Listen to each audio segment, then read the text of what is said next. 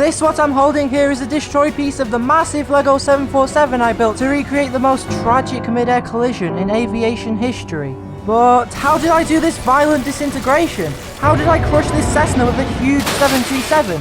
When did I suddenly learn to do such immersive cockpit scenes? Who made this incredibly accurate IL-76? What made me build a literal Lego city for this video? Yeah, to make 14 houses I ordered a bunch of plates in different realistic colours so what the San Diego properties might have looked like. Each one had 4 of these parts where I connected the 16x8 wall plates. Then I put these bricks to support the 2 hinges for the slanted roof plates, made up of 4 16x8s in total. The variety in roof colours, wall colours and details like these made a nice varied settlement, which is of course easily destroyed. I grabbed lots of my vehicles and made foliage, plus city details, as well as some custom cars in a 70s kind of style. And these big wedge parts nicely cover up the gaps between the roof. At the location, I set up the city like this and... oh, it's so windy. And now it's ready for this. Wait, take a look at this 727. How the heck did I make some of these complicated areas like the custom back? I made a better, simplified version of the 737 nose design. I relied on my favourite part, the 6x4 wedge piece, to get the perfect angle on these custom wings, made up of lots of different smaller plates strengthened up in the middle. This is basically just a bunch of wedges put at an angle using these 2 hinge techniques, and I smoothed it all out with lots of tiles. According to these pictures, the PSA colours were like this, not with pink windows like here, so I got 22 orange window parts from these good part websites. For the engines, I made a larger version of the 3181 engines. I wanted to perfect this reddish orange colour, so I printed it out myself and just stuck the stripe on, cutting it in segments to allow a better breakup. Yeah, if I had done this with Inex Adria 550 in Zagreb, it wouldn't have just stayed together like this. Because all of my recreation is on Final Approach, I thought it would be perfect to make extended flaps for my first time. This design here is really simple and can be angled in any way you need. I definitely had to create the iconic PSA smile. I wrapped and stuck paper over lots of the bricks to make the perfect colours, and then put the black smiley face. I also detailed the cockpit windows.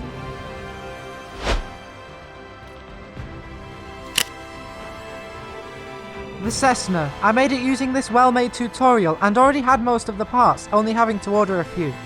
With the golden livery, this Cessna 172 looks great and even goes good on fishing line.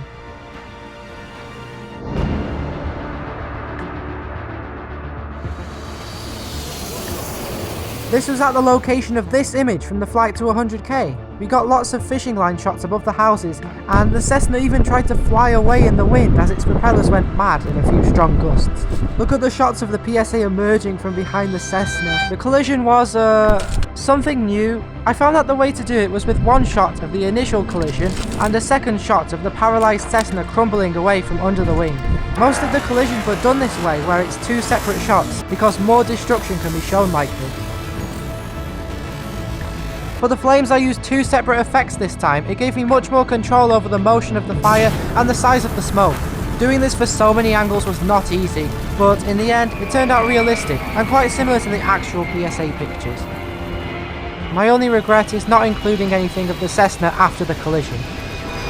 The first victim is this blue car getting entirely taken apart to pieces. PSA's nose crumbles as it vaults through a house, while the damaged wing blows a house off its foundations. The rest of the plane melts into an ocean of destruction, leaving this epic looking aftermath scene. Now let's take a step back from PSA in Zagreb in winter and go all the way past autumn and back to when I had about 140k subs before the pool video in mid-August, the 13th of August. I had just returned to the UK the previous day and needed to begin the mid-air collisions grind right away. Goal 1907 had been on my mind for, well, a while. So I chose to do that first.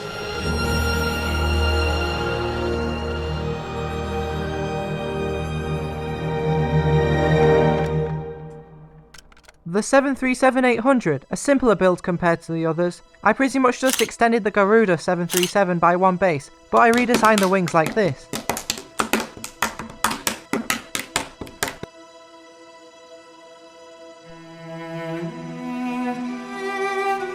I also gave it a full interior, which is nice, but I never do this anymore because it's essential that the planes aren't too heavy.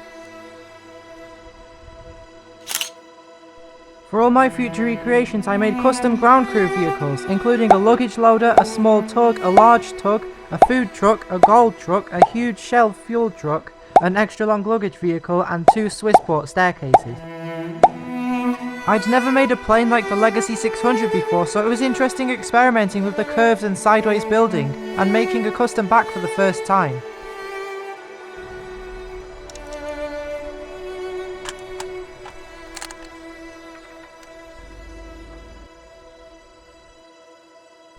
After lots of printing, it was time to do the gold livery. A fully orange tail, a precisely cut logo, and I detailed the windows to look like 737 cockpit windows. The 737 has these arrows on the wing for emergency escape routes, so I made this white area and these arrows, which I cut out and stuck on. I actually later went on to use these exact same arrows for Ryanair 9677 in the pool video a few weeks later.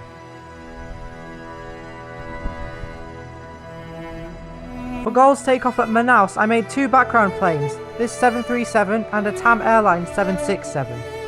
I modified the terminal to have this Manaus airport logo, and had to repair the building a bit. With the 3 planes and all the new details, this airport scene is definitely one of my best. After all the boarding scenes were done, I finished up N600XL and prepared it for its first flight from the Embraer headquarters in São José dos Campos.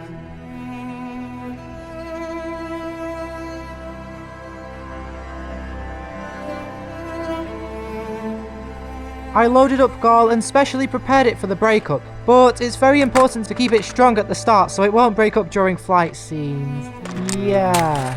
Plane, trying to get used to the airplane, you know, yeah, she's flying real nice. The interior scenes. This was my first time trying to recreate a cockpit, and if this much paper doesn't count as cheating, then I think it's a success. My goal with this recreation was to somehow illustrate to the viewer how the collision happened, but that all came down to a series of awful coincidences. The biggest mystery of this collision was the inactivation of the Embraer's transponder, which made it an invisible hazard in the air. A convincing theory that I decided to follow was that the first officer accidentally turned it off with his foot, as the footrest in the Legacy 600 is close to this button, which I assume turns off the transponder. So I took to the challenge and made this scene with a highly dramatised visualisation of what the unnoticed deactivation caused, using paper to cleverly change the display. But how can I show the plane vanishing off radar? I made my own map of South America with Portuguese place names, and I think it's perfect for showing the approaching flight path.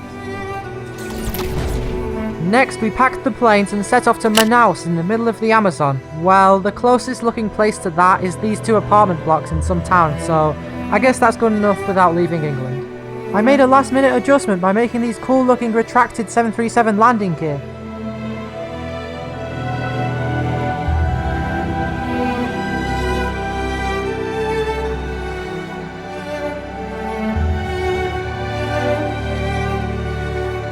This location is by the River Ribble, which is what I used for the solo river for the emergency landings video. The wildlife is alright in replicating the Amazon, and it's amazing that I did all this in summer, because if I did it now then all the trees would look like they did in PSA 182.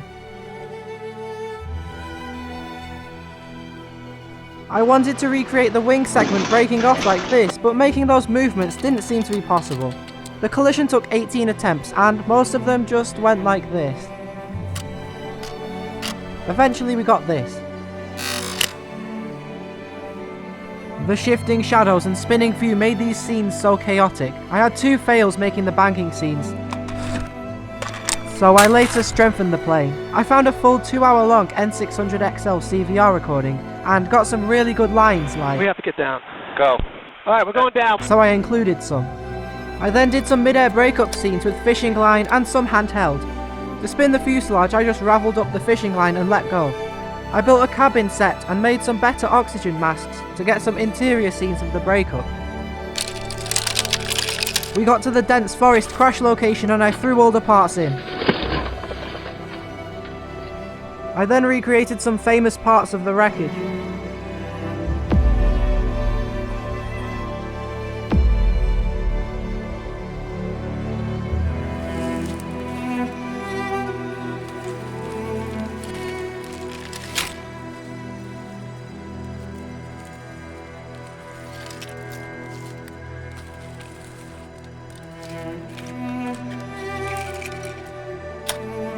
made the Rainforest military base for the emergency landing of N600XL, and I put a quote by the passenger in this photo, which he stated a few hours after the incident when he found out they had struck a commercial airliner.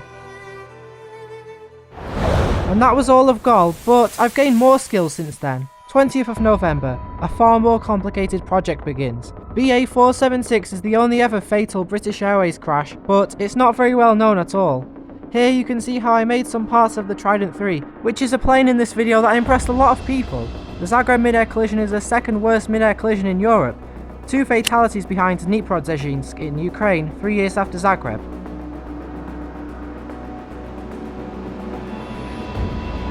This is how I built the stabilizer of the engine. It looks messy, but with the livery on later, it's a much cleaner shape.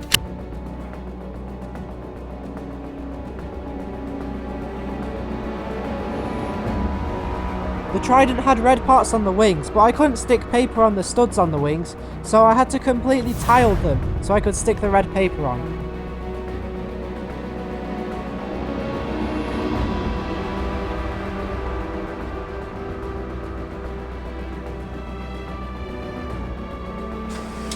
I made lots of paper refinements around the cockpit to neaten up the livery, and I made some very precise cockpit windows, 7 of these segments, which look pretty cool, as well as paper door outlines. But there was a problem. The weight of the back was, as you can see, very unbalanced, so I put in this weight made of just Lego to balance it out, and I can easily remove it when it's time for flight shots. The DC-9 has these challenging stripes across all of the windows, so I tested which lengths are best and printed out this whole sheet of them. Cutting all this out might seem awful, but just look, it's so worth how good this looks.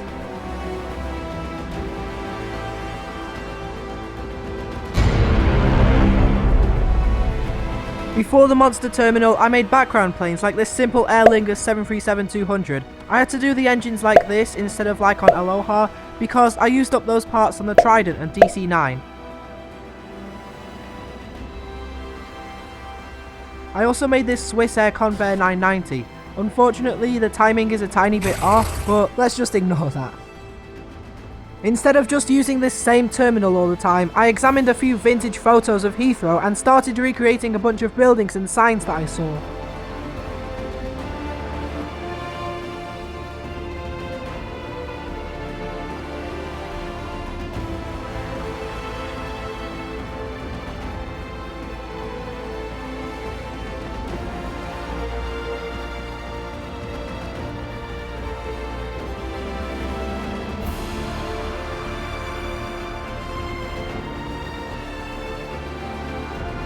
Finally, after wanting to for so long, I made a jet bridge. This was the reference photo, and I used 3 hinges and a small plate to give the jet bridge both horizontal and vertical movement.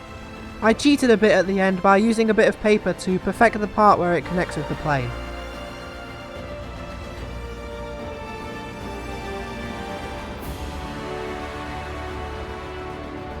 I modified some of the buildings to make the airport in Croatia, and I made this Yugoslav Airlines out of the Aer Lingus.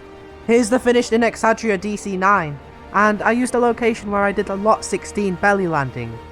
Now that takeoffs were done, I'm building a larger structure. This is the ATC Centre in Zagreb. It probably didn't look like this in 1976, but I couldn't find anything else on mine.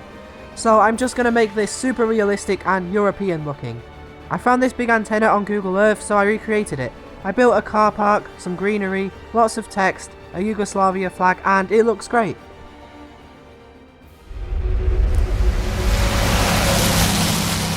I made some actual stop motion for pretty much the first time in a recreation video. I tried showing this man arriving at work who would be responsible for controlling both of the planes at the time of the collision. He is Gradimir Tasic, and I showed him walking up to the building where it's revealed that this is the Zagreb Air Traffic Control Centre. After the shots of the Trident passing over Austria, we return to Gradimir and it shows him going to his control station. In real life, he was on his 3rd consecutive 12-hour shift, so I tried showing how exhausted he is. This is the set I built for this scene. It's similar to the Skyguide scene in Zurich for Peter Nielsen in Uberlingen. I filmed these inside shots at night so I could use these lights. Then there was the collision. If somehow you're perceptive enough that this location seems familiar, then here's why. Each plane got a turn-on fishing line to get some very good approach scenes. Then, when it was time for the impact, I adjusted the Trident nose so it's extremely weak to break off well on the impact. Here's all the collision attempts. Go.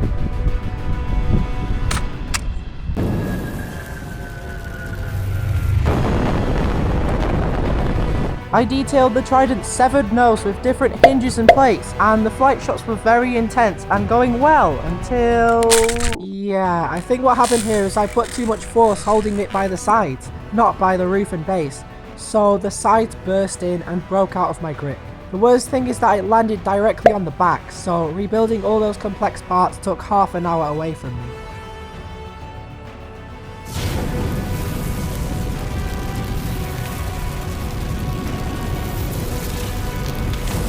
The in-Zagreb crash was basically like this, but the Trident broke up better because I threw it on this rock. So, overall, a very successful recreation. This wasn't actually the first Zagreb recreation, but look how realistic this aftermath turned out. Travelling back in time again, this time to before Goal 1907. The Illusion IL-76, which many people will know was not built by me, but rather given by Brickmaster Poland here in my favourite place in the world on the 2nd of August. Look in the description for his channel and more details about the meetup. So now let's go further back in time to July when he started building the plane. Here is just a bunch of clips and pics he put together showing the building process, and you can see the detailed parts of it like the back with the opening door. Some parts of it would later be modified by me, like the roof and the wings, and I'd add on my great engines, as well as changing the livery on the tail and making a custom tail. But I left on most of the livery because it's very accurate. After the meetup, I took it back to my apartment, and a week later prepared it for a very safe actual flight, so I packaged it very securely.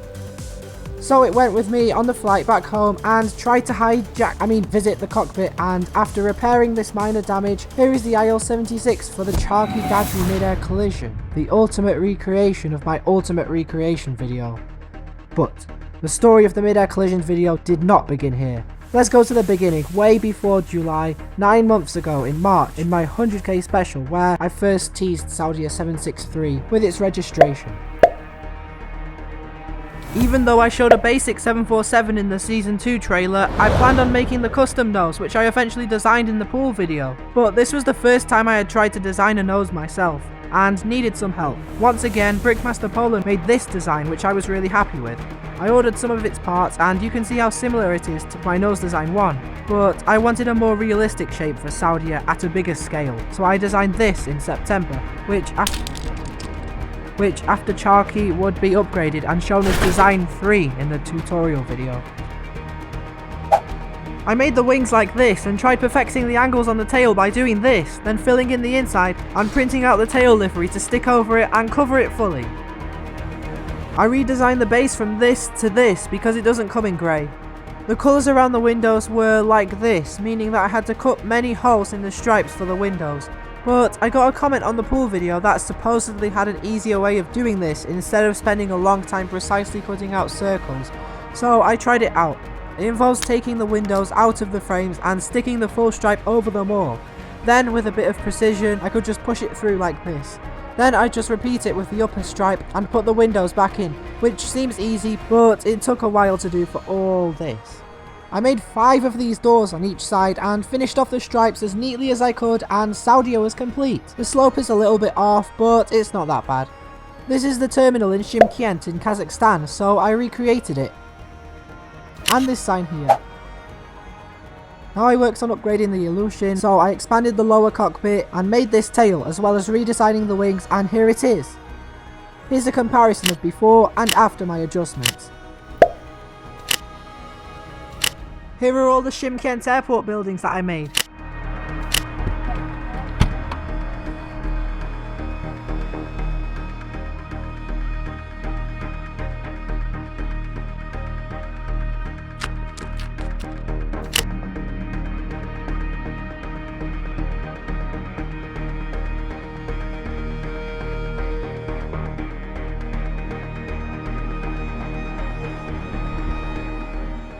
After the Kazakh takeoff, it was time to work on the Saudia departure at New Delhi. I made this background plane, which I think is based off this Air India A300, and I made this terminal here. out of a lot of window parts. The Saudia looks great with the Oberlingen lights on it.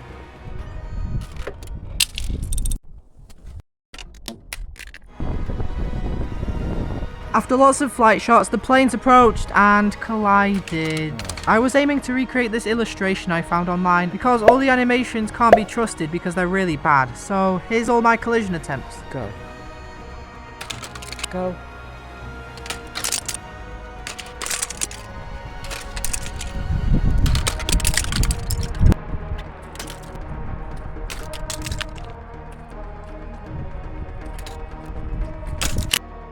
You might have noticed how I detailed the damaged parts on both of the planes.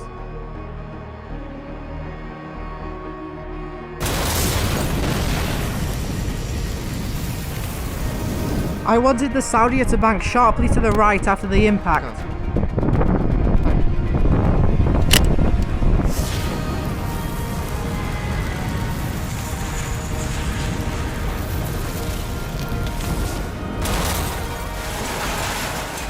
I used a ton of breakup particles for this, and you can make them by putting chroma to a high strength on any kind of image with a lot of texture on it, and then make it move by very, very quickly.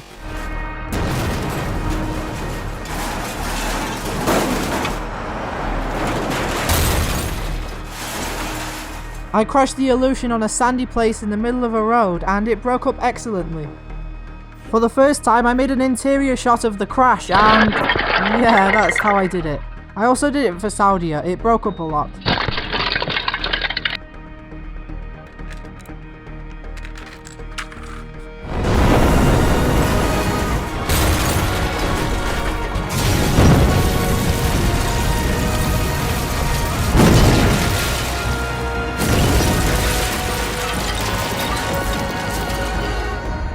That was the destruction of this part and this part of the 747. I also crashed the back of it, which I didn't include in the video. So, Charkhi Dadri was placed as the final crash in the video, in an order where each crash gets more deadly. Look at these plans where I thought I would get the video done by October, but it ended up taking until December.